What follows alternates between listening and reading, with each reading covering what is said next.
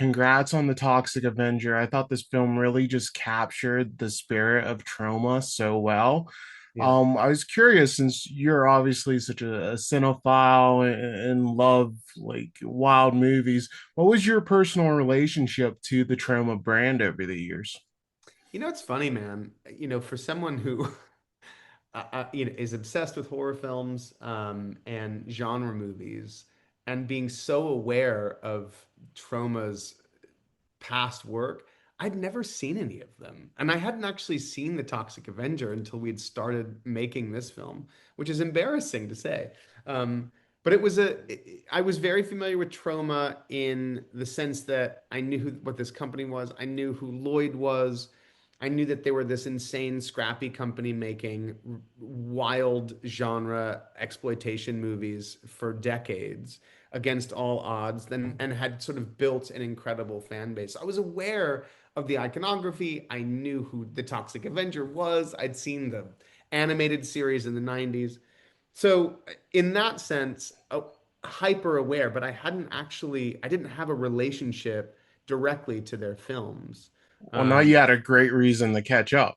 exactly. Yeah, exactly. There's no time like the present.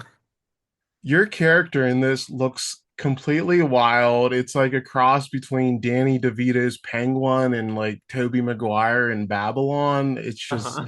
such a funny look. How did that look come about? Was that like a Macon's vision or was it a collaborative effort? It was really kind of the vision from the get-go.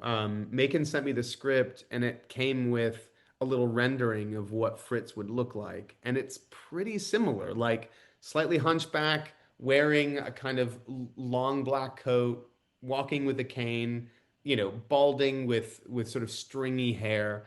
That was kind of the idea.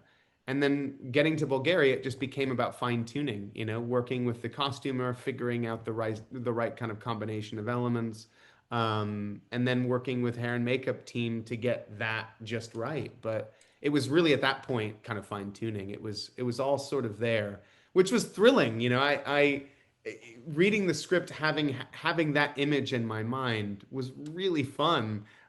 It's not often you get the opportunity to kind of completely transform. So it was a blast. Yeah, when you have such a distinct look and a departure from, your handsome self, how does that really help inform how you play the character?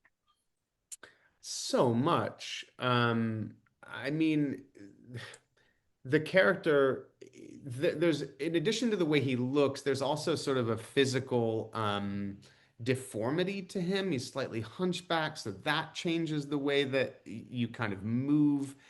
The voice was also something that just felt like a natural move away from my own. Like he's sickly, he's coughing.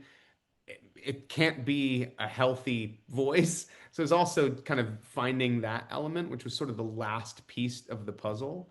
Yeah, but all of those things really inspire how you perform something, which is a blast. um it sort of, yeah, the transformation allows for a kind of immersion, and it points in the right directions as to how this character should emerge. It's a really fun performance, and congrats! You're now 1 degree from Kevin Bacon. Yay, I did it. He's been such a standout actor for so long, and your characters have a very interesting dynamic. What stood out most about him as a scene partner for you? Man, Kevin's amazing. And Julia Davis too, who is with us in that sort of trio. She's also incredible. Look, he is so impressive. Such an iconic actor that we have had in our lives for decades. And he is so vital, so youthful, in crazy shape, and so committed. This is an absurd character. And to come to the party and play in that sandbox with such enthusiasm and reverence for the material and for Macon was just rad. This kind of movie separates certain people from others, right? You're either down or you're not. And I think it says a lot about him that he would read this material, see that character, and go, "Fuck yeah, I'm down to play in this universe."